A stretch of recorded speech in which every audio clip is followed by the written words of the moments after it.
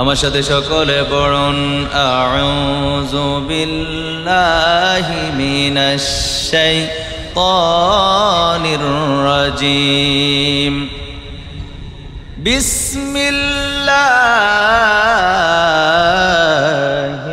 রহমানির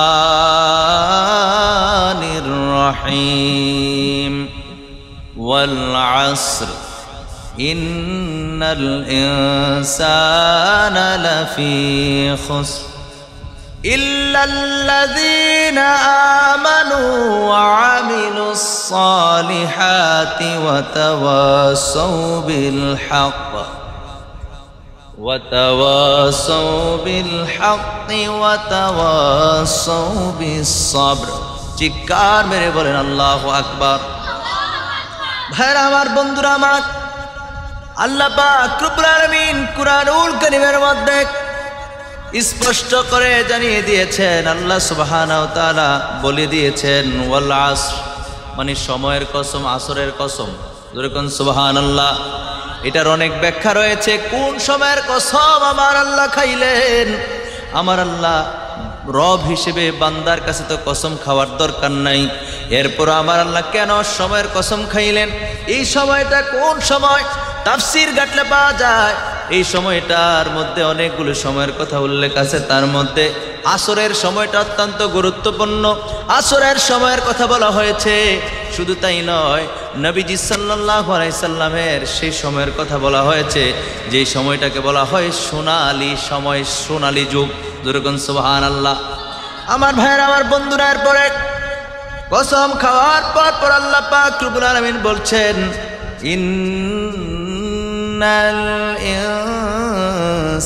ইনসানা লাফি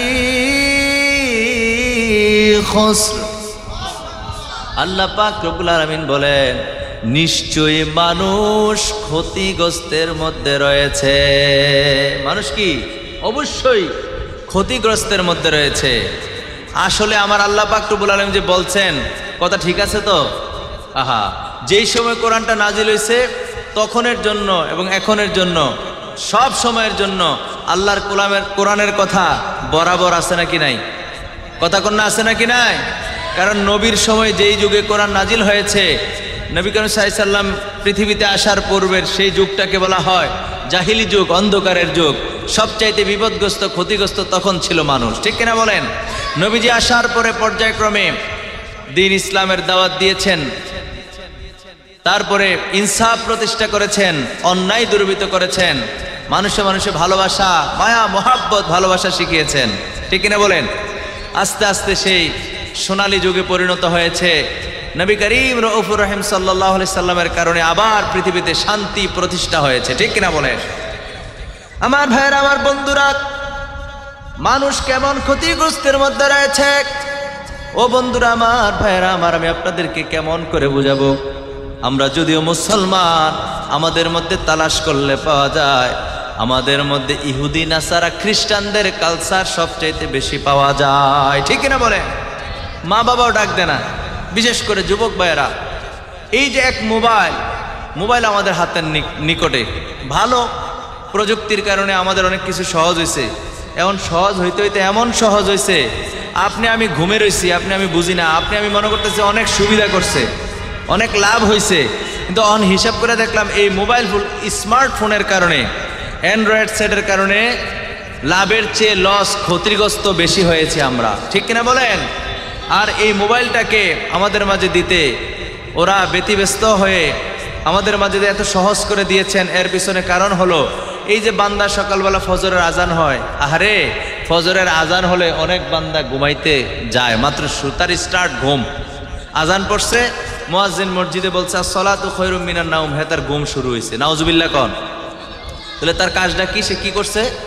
সারা রাত মোবাইল নিয়ে ব্যস্ত, ফেসবুক, ইউটিউব, ঠিক আছে, তারপরে অনেক কিছু সোশ্যাল মিডিয়া নিয়ে সে পড়ে রয়েছে, সারাটা রাত্র কাটাইছে, কোন সময় রাত শেষ হয়ে গেছে সে বলতেও পারে না। আফসোস, আপনার ওই ফজর নামাজ কাজা করার জন্য এই ইহুদি, নাসারা, খ্রিস্টানরা কত বুদ্ধি করে, কত আগে থেকে এটা প্ল্যানিং করছে। ঠিক কিনা বলেন? তাদের বেড়াজালে আমরা পড়ে আছি। এখন আমরা এমন ক্ষতিগ্রস্ত, আহারে ঈমান নিয়ে বেঁচে থাকা আমাদের জন্য খুব কষ্টদায়ক। কথা কয় না? ঠিক কিনা? নতুবা এরকম একটা মাহফিল হলে মানুষ কানায় কানায় ভরপুর হয়ে যাওয়ার কথা, যেখানে খানা আছে, বিরিয়ানি আছে, হ্যাঁ, যেখানে ভালো ভালো খাবার কিংবা তবরুকের ব্যবস্থা আছে, হ্যাঁ, মানুষের অভাব নাই। কিন্তু কোরআন হাদিসের আলোচনা, ইমানি খোরাক, এটা তো আত্মার তবারুক, ইমানই তার তবারুক। ইমানকে মজবুত করার জন্য, শুধু খিদা স্বাস্থ্যের জন্য, বাঁচার জন্য যে খাবার, ওই খাবারের তালাশ করলে তো হবে না। ইমানের খোরাকটা কি? ইমানকে তো খাবার দিতে হবে, আত্মাকে তো খাবার দিতে হবে। আত্মার খাবার তো এই ভাত, তারপরে পোলাও, কুরমা, রোস্ট, ব্রোস্ট, বিরিয়ানি, এগুলা তো না। কথা কি বুঝাইতে পারছি? আমরা প্রারম্ভে মিলাদ শরীফ পড়েছি, জিকির আসকার করেছি, ঠিক আছে? তো এগুলো তো আমাদের আত্মার খোরাক, ঠিক কিনা বলেন? এখন কোরআন তেলাওয়াত হচ্ছে, কোরআন থেকে আলোচনা হচ্ছে, এগুলো শোনার জন্য মানুষের ব্যস্ততা নাই। তা আমরা তো অবশ্যই ক্ষতিগ্রস্তের মধ্যে আছি। আমার আল্লাহ বুঝে শুনেই বলছেন, ঠিক কিনা বলেন?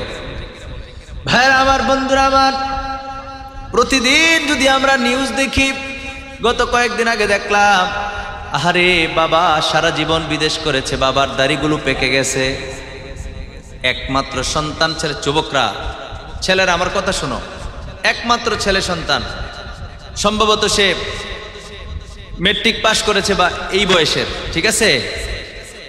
মোবাইল নিয়ে সে এত ব্যস্ত রয়েছে, মোবাইল আসক্ত হয়ে গেছে, যে মোবাইলের কথা বলতেছিলাম। তো বাবা এই দৃশ্য দেখে রাগান্বিত হয়ে তাকে ধমক দিছে, ধমক দিয়া মোবাইল কেড়ে নিছে। এখন বাবা যখন তারাবির নামাজে দাঁড়াইছে মাত্র, পেছন দিক দিয়ে ছুরি দিয়ে আঘাত করতে করতে বাবাকে মেরে ফেলেছে।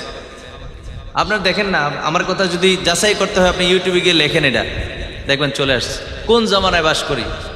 এখন বিষয়টা কি দাঁড়াইলো? বাবা সারা জীবন করলো বিদেশ, একটা মাত্র ছেলে, এখন ছেলে বাবারে মেরে ফেললো।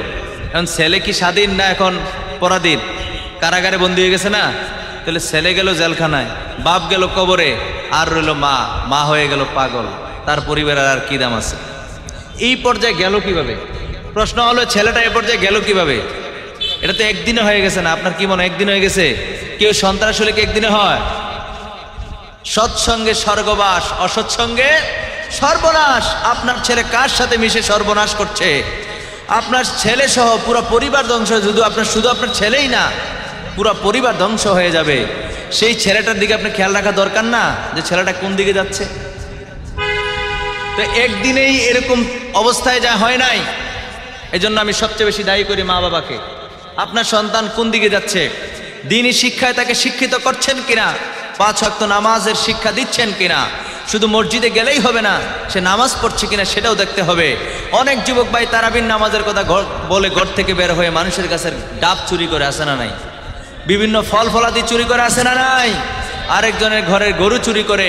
ওই দিনকে দেখলাম তারাবির নামাজ পড়তে এসে এক ছেলে একটি 8 বছরের ছেলেকে ধর্ষণ করতে না পেরে তাকে হত্যা করেছে। এগুলো প্রতিদিনের নিউজ হয়ে গেছে আমাদের দেশে।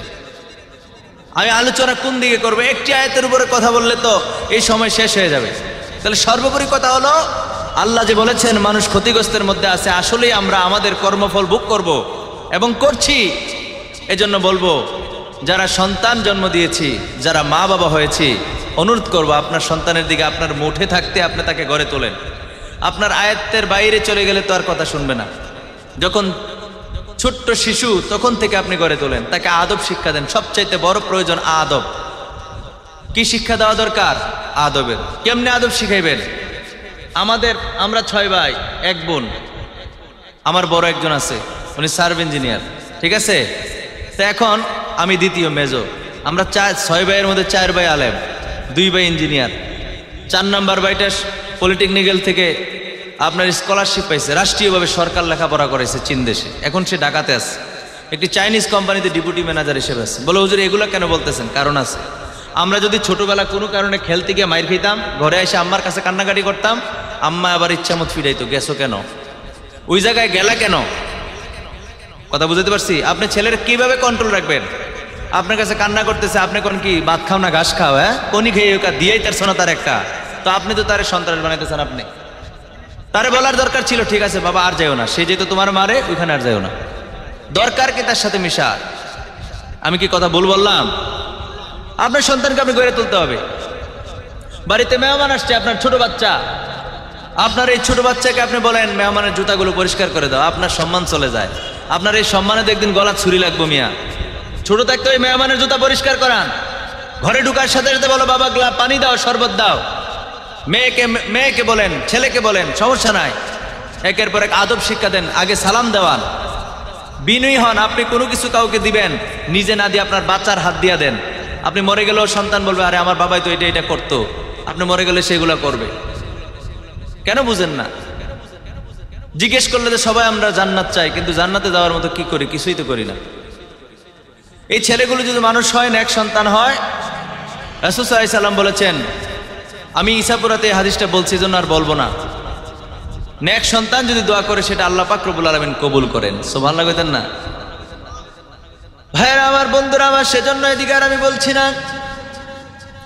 এজন্য আপনার সন্তানদেরকে আপনি মানুষ করার জন্য আপনি ব্যস্ত থাকতে হবে। আপনার মাথায় চিন্তা আসতে হবে কেমন করে মানুষ করা যায়, কেমন করে আদিব বানানো যায়, কেমন করে আমি বেয়াদব থেকে যেন আমার সন্তান বেয়াদবি থেকে যেন দূরে থাকে, এই চিন্তা আপনার মাথায় থাকতে হবে। ভাইরা আমার, বন্ধুরা আমার, এরপর আয়াতে কারিমার মধ্যে আমরা যাই। এরপর আয়াতে কারিমার মধ্যে আল্লাহ বলেন, ইল্লাল্লাযীনা আমানু ওয়া আমিলুস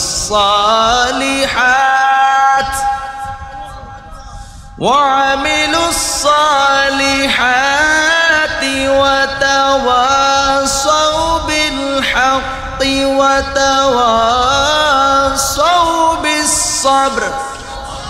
আল্লাহ পাক রব্বুল আলামিন বলেন, পূর্বের আয়াতে দ্বিতীয় নম্বর আয়াতে কারিমার মধ্যে আল্লাহ বলেছিলেন, আল্লাহ জানিয়ে দিয়েছেন নিশ্চয়ই মানুষ ক্ষতিগ্রস্তের মধ্যে রয়েছে। 3 নম্বর আয়াতে কারিমার মধ্যে আল্লাহ ইল্লা শব্দ দ্বারা বুঝিয়েছেন, তবে তারা ছাড়া যারা আমানু ঈমান আনয়ন করে, ওয়া আমিলুস সালিহাত নেক আমল করে। জোরে জোরে বলেন সুবহানাল্লাহ। যারা ঈমান আনার পরে নেক আমল করে বা হকের প্রতি আহ্বান, নেক আমল করে, ওয়া তাওয়াসাউ বিল হক, এবং হকের প্রতি আহ্বান করে। সুবহানাল্লাহ কইতেন না? হকের আহ্বান করে, সত্যের আহ্বান করে। এখন সত্যের আহ্বান কি করবে? হ্যাঁ, মুসলমানের বাচ্চা অজুর ফরজ জিগেলে কইতে পারে না, অজু কেমনে করবে জানে না। এরাই তো নাস্তিক হইতেছে দিন দিন। ভাইজান, আমি ওই দিনকে দেখলাম যে এক নাস্তিক, সে 5-6 জন ছেলে একসাথে একত্রিত কইরা এই ভিডিও করতেছে আর বলতেছে যে মুহাম্মদ সাল্লাল্লাহু আলাইহি সাল্লাম এই কাজ করছে, তোমাদের নবী যদি এই কাজ করে, সে তার মতো করে বুঝাইতেছে। এখন তোমরা বলো কাজটা কি ভালো হয়েছে? নবীর বদনাম খুঁজতেছে। নাউজুবিল্লাহ কইতেন না? এখন ছেলেরা তো অজুর ফরজে জানে না, আর নবীজি কি আসলে কি সত্য কইতেছে না মিথ্যা কইতেছে কি জানে? এই যে ছেলেরা ডাকছে জানে না। যেমন মা আয়েশা সিদ্দিকা রাদিয়াল্লাহু তাআলা আনহার 9 বছরে নবীজির কাছে, কোন কোন রাওয়ায়াতের মধ্যে আছে 6 বছরে বিয়ে হয়েছে, 9 বছরে সংসার শুরু করছে। আবার এরকমও পায় যে 9 বছরেই বিয়ে হয়েছে, পরবর্তীতে কয়েক বছর পরে সংসার শুরু করছে। তো 9 বছর হইলেও তো বর্তমান সময়ে বিবেচনা করলে কেমন কেমন লাগে। এখন এই বিষয়গুলো নিয়ে কিন্তু সবচেয়ে বেশি নাস্তিকরা টানা হেঁচড়া করতেছে। আপনার তো বুঝতে হবে, আমাদের দেশে এমন অনেক মহিলা আছে যে 8-9 বছর হইলে দেখা যায় যে বড় সড়ো হয়ে গেছে। কথা কয় না, ঠিক কিনা? এরপরে মহিলাদের মধ্যে সবচেয়ে বড় মুফাসসির, সবচেয়ে বড় মুহাদ্দিস আম্মাজান আয়েশা সিদ্দিকা রাদিয়াল্লাহু তাআলা আনহা। জোরে কোন সুবহানাল্লাহ। এখানে এই অল্প বয়সে নবীর ঘরে যাওয়ার পেছনেতে আল্লাহ পাক রব্বুল আলামিন অন্য কারণ রেখেছেন। এগুলো ব্যাখ্যা বিশ্লেষণ করলে পাওয়া যায়, কিন্তু নাস্তিকরা না বুঝেই সমালোচনা করতেছে। যেখানে আমাদের দেশে 8 বছর 9 বছরের ছেলে মেয়েদেরকে দর্শন করা হচ্ছে, নবীজিকে এই কাতারে নিয়ে আসছে। নাউজুবিল্লাহ কর না। আল্লাহর নবী কি ইনসাফ প্রতিষ্ঠা করেন নাই? নবীর চাইতে কি ন্যায় বিচার আর কেউ আল্লাহর জগতে করার মতো কেউ আছে? নবীর চাইতে কি সব বড় আর কোনো ন্যায় বিচারক আছে? আল্লাহর জগতে নবীর চেয়ে বড় ইনসাফকারী, নবীর চেয়ে বড় ন্যায় বিচারক আল্লাহর জগতে আর কেউ নাই। ঠিক কিনা বলেন? সেই নবীকে যখন দোষারোপ করা হয়, সেই নবীকে যখন দর্শকদের কাতারে নিয়ে আসে, মুসলমান তোমার ঈমান আছে? হ্যাঁ, কোন ঈমান নিয়ে তুমি বাস করো? ইতস্ত করো নবী ব্যাপারে কথা বলতে। কারণ হলো তুমি দুর্বল। তুমি যেখানে ওযুর ফরজ জানো না, তুমি এই কথার উত্তর জানবা কেমনে? এই জন্য আমি অনুরোধ করব, আজকের এই বিশেষ করে হাফেজ ইমরান ভাই আপনাদেরকে এই মাহফিল উপহার দিয়েছে। বেচারা তো চেষ্টা করছে বিদেশের বাড়ি থেকে, উনি যে একাই করতেছে আমি সেটা বলতেছি না, আরো যুব সমাজ আছে। যুব সমাজ কর্তৃক আজকের এই কবরবাসীর স্মরণে, কবরবাসীর রুহের মাগফিরাতের জন্য আজকের যে মাহফিল করেছেন, উচিত ছিল এলাকার প্রত্যেকে আসা।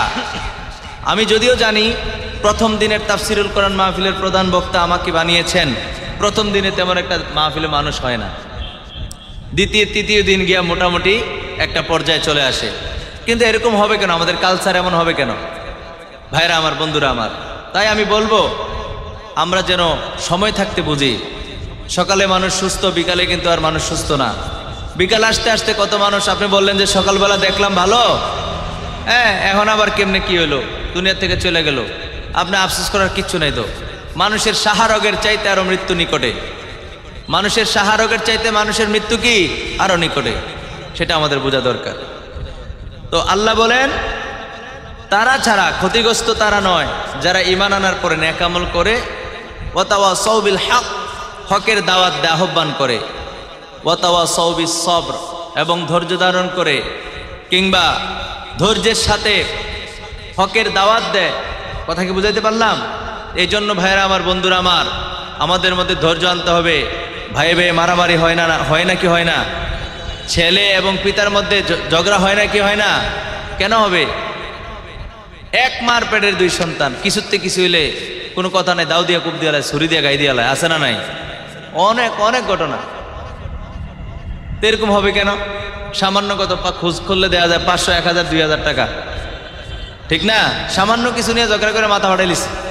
আশ্চর্য, ভাইয়ের প্রতি ভাইয়ের এতটুকু দয়া হলো না, তো আপনি আল্লাহর থেকে দয়া পাবেন কেমনে? আপনি মানুষকে আর দয়া করবেন কিভাবে? খৈরুন নাসি মাইয়ানফাউন নাস, মানুষের মধ্যে সর্বোত্তম মানুষ, উত্তম মানুষ হলো সে যে অন্য মানুষের প্রতি দয়া করে। কি করে? দয়া করে। লা ইয়ারহামুল্লাহু মান লা ইয়ারহামুন নাস, নবীজি বললেন যে মানুষের প্রতি দয়া করে না, স্বয়ং আল্লাহও তার প্রতি কি করেন না? দয়া করেন না। প্যারা হাজিরিন, আর আল্লাহ পাক রব্বুল আলামিন আপনাকে আমাকে পৃথিবীর মধ্যে সবচাইতে উত্তম জাতি করে প্রেরণ করেছেন, সেটা আমার আল্লাহ পাক রব্বুল আলামিন কুরআনুল কারীমের মধ্যে সূরা আলে ইমরানের মধ্যে বলে দিয়েছেন। আমার সাথে পড়েন, বিসমিল্লাহির রহমানির রহিম। পড়েন না, পড়েন না। বিসমিল্লাহির রহমানির রহিম। কুনতুম খায়রা উম্মাতিন উখরিজাত লিন্নাসি তা'মুরুনা বিল মা'রুফি ওয়া তানহাউনা 'আনিল মুনকারি ওয়া তু'মিনুনা বিল্লাহ।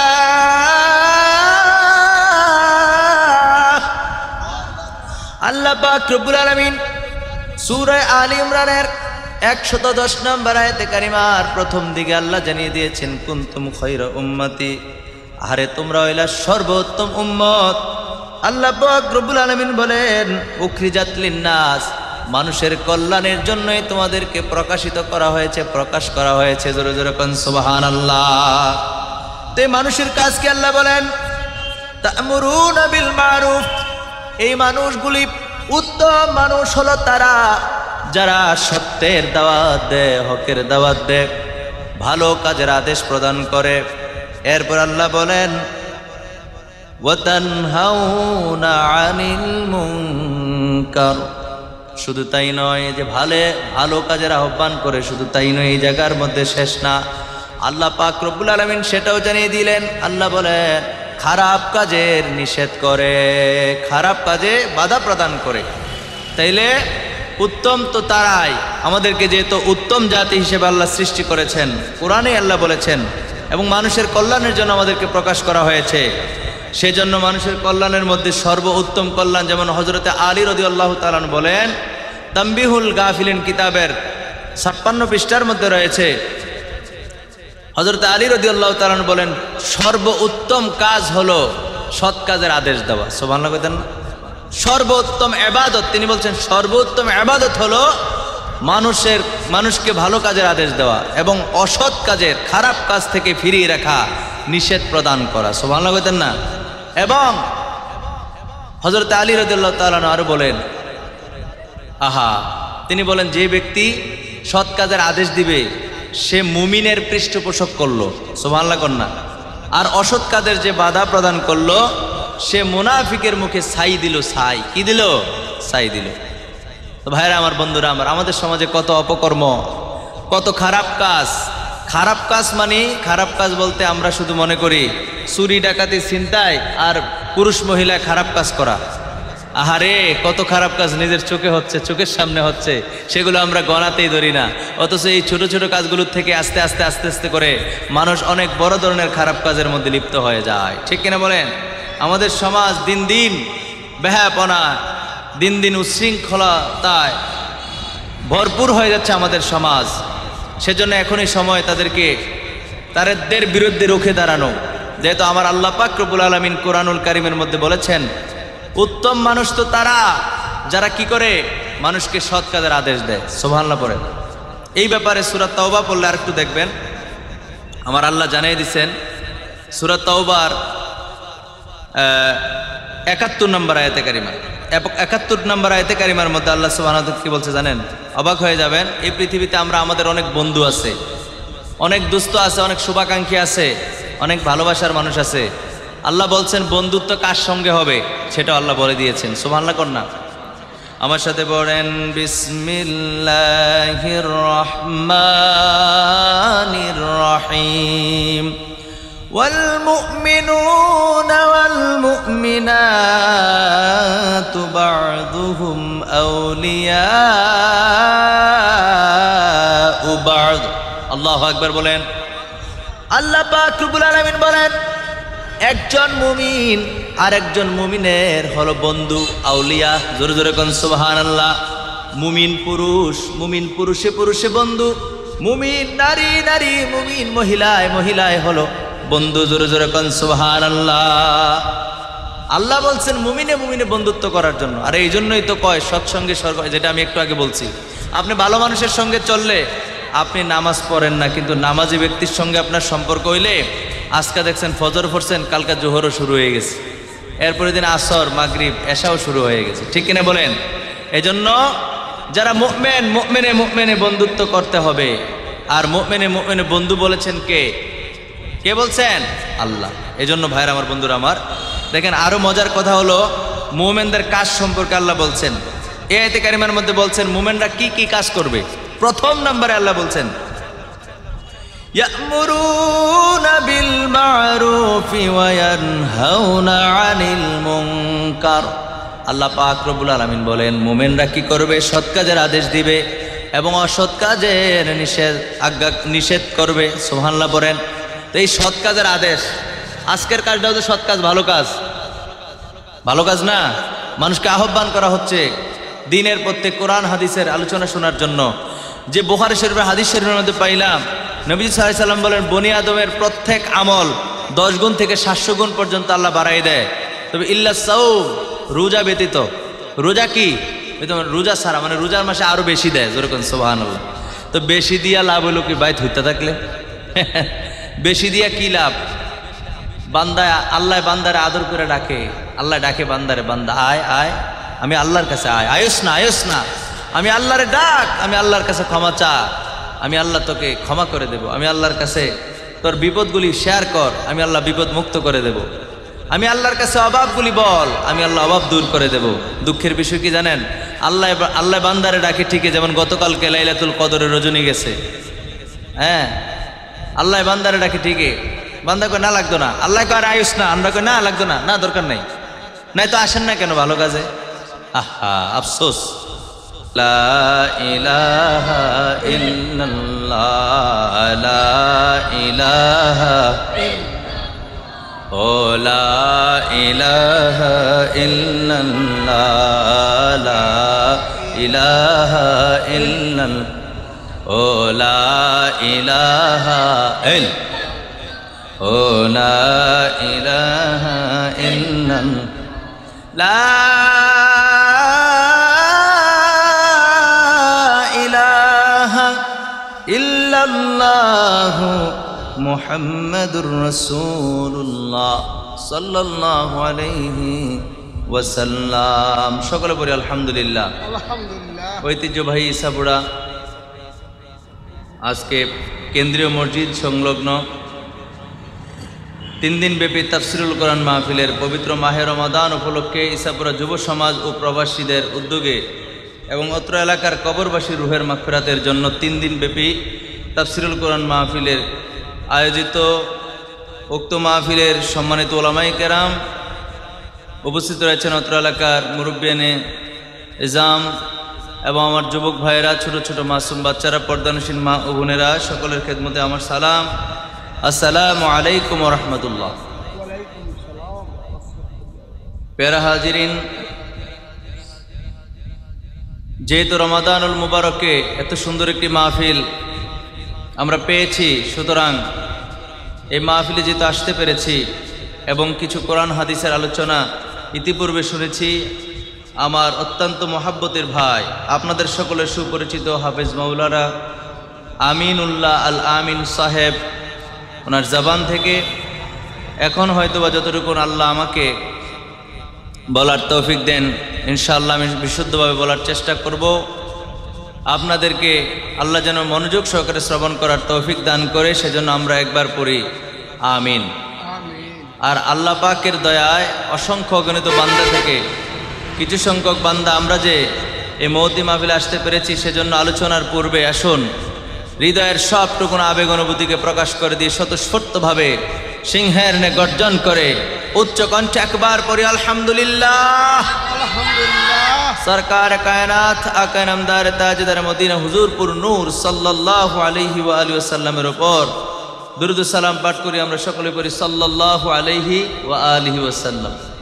প্যারা হাজিরিন, যেহেতু সময় খুব অল্প, এই সময়ের মধ্যে ইনশাআল্লাহ চেষ্টা করব কোরআন ও হাদিস থেকে মূল কিছু কথা বলার। আল্লাহ পাক রব্বুল আলামিন আমাদেরকে কবুল করুক, পড়ি আমিন।